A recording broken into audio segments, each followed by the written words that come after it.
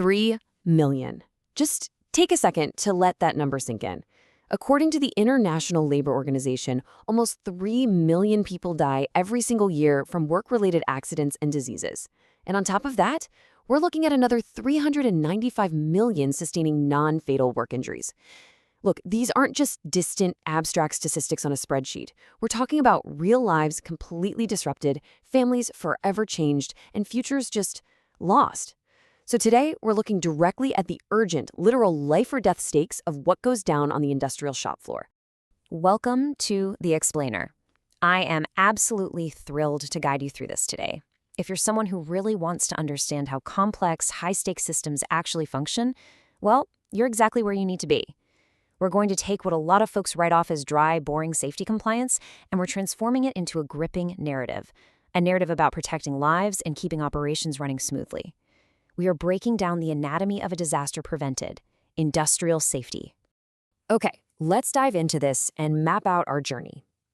We've got a really clear path today, moving from those hidden, silent dangers on the shop floor all the way to building an unbreakable culture of safety. We'll hit the cost of hazards, proactive frameworks, risk assessment, mastering controls, emergency prep, and finally, safety culture.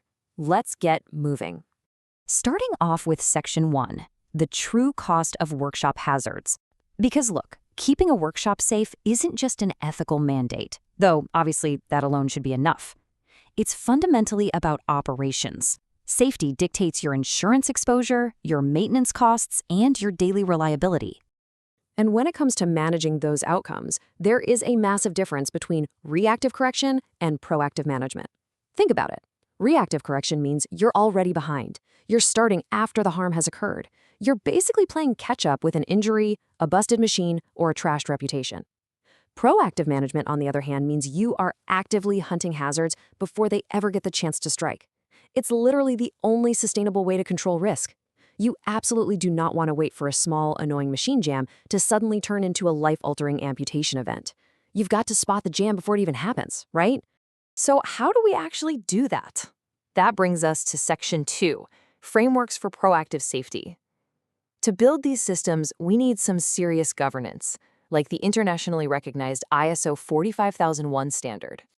Let's move to and see how this builds, using the classic continuous improvement cycle. Plan, do, check, act. It's brilliant because it's just so simple. This specific cycle is the magic ingredient that turns a forgotten, dusty safety manual sitting on a shelf into a living, breathing control mechanism, right there on the shop floor. You plan your controls, you go out and execute them, you check to see if they're actually working in the real world, and then you act to fix any gaps. It basically forces safety to be this active, continuous loop, rather than just a static rulebook. All right, let's get into the practical weeds here with Section 3, identifying and assessing risks. This is where supervisors grab their clipboards and start spotting the invisible dangers out there. And they're doing this during standard production runs, sure, but especially during those high-risk, non-routine tasks, stuff like setups, cleanings, or changeovers.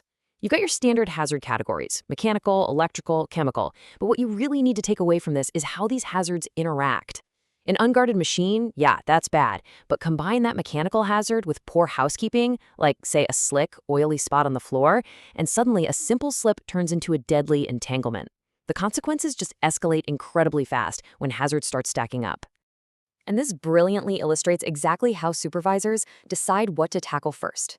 We can't just fix things at random based on what's easiest. Supervisors use a simple risk matrix, mapping severity against likelihood, to rank their actions. The goal? Neutralize the fatal or irreversible outcomes first, those high-severity, critical zones. It completely takes the guesswork and the emotion right out of safety priorities. Which leads us right into Section 4, Mastering Hazard Controls. Honestly, this is the climax of hazard management, where we actually defeat the risks we've just identified.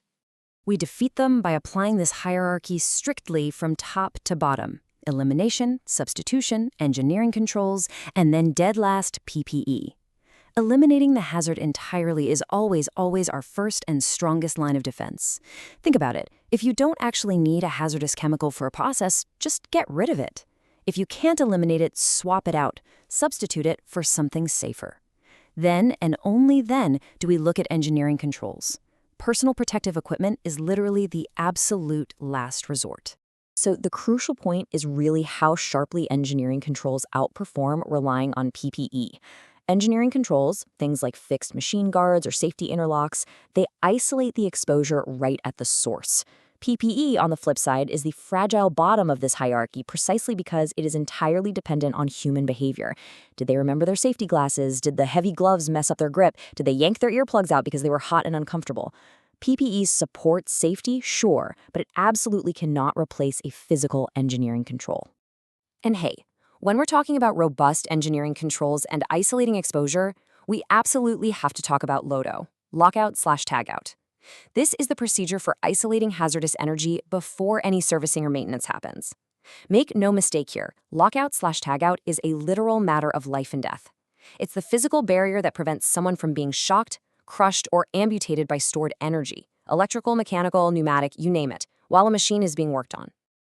There is a super strict operational sequence you've got to follow for this. Shutdown, isolation, lockout, tagout, release of any stored energy, verification of a zero energy state, task completion, and finally a controlled return. You literally cannot skip a single step. You know, OSHA actually lists lockout/tagout failures as one of its most frequently cited violations year after year. Why? Because way too many facilities rely on lazy habits instead of verified isolation. That verification step, proving you have a zero energy state, that is the linchpin that makes the whole procedure actually work. But what happens when the primary controls fail? Let's shift gears and get into Section 5, Emergency Preparedness and Response. Because the second an electrical fault arcs or a corrosive chemical spills, the clock is ticking. Time's up. And here is an absolute unavoidable truth. Plans fail when they are written once and never drilled. Seriously, a binder sitting on a desk isn't going to save anyone on the workshop floor. Surviving a fire, a toxic gas release, or a catastrophic machine failure relies entirely on rehearsed movement and split-second decisions under massive pressure. If your supervisors and operators haven't actively drilled the evacuation routes or the chemical spill response, that written plan is completely useless. In those terrifying moments, safety comes down to sheer muscle memory. Which brings us to the final piece of the puzzle, Section 6, Building a Safety Culture. Because systems only work if the humans operating them actually feel empowered. You can have all the risk matrices and lockout tags in the world, but visible leadership is what translates those rules into everyday shop floor decisions. Now, what's really interesting about this slide is how a truly healthy safety culture frames human error. Treat weak signals as free lessons, not as reasons to punish the person who reported them. Think about that. A blame-free near-miss reporting system is basically the ultimate sign of a healthy culture. If your workers are terrified of getting written up, guess what? They're going to hide the near misses. But by treating those weak signals as free lessons, you build an operational reality where hazards get controlled well before anyone actually gets hurt. And to maintain that kind of culture, you need a strong rhythm of verification. Having different inspection cadences really strengthens your overall compliance. On one hand, you've got these fast, daily operational walkthroughs by shift supervisors to catch obvious, visible defects right away. But then, on the other end of the spectrum, you need slower, broader, evidence-driven annual audits by certified pros to stress test the entire system. Remember, a rule with no field verification is really just an assumption. Stacking these different schedules makes your safety performance visible, measurable, and real. Which leads us to a final thought I want you to take away today. In engineering, an electrical busbar isn't just a random chunk of metal, right? It's a deliberate, elegant design for controlled, reliable power distribution. It cuts down on clutter and handles dangerous current safely. So look at your own workshop. Like an electrical busbar, are you designing your safety systems to control operational energy elegantly, making the whole assembly reliable and foolproof? Because at the end of the day, safety isn't just a binder full of rules, it is an engineered system designed to protect human lives.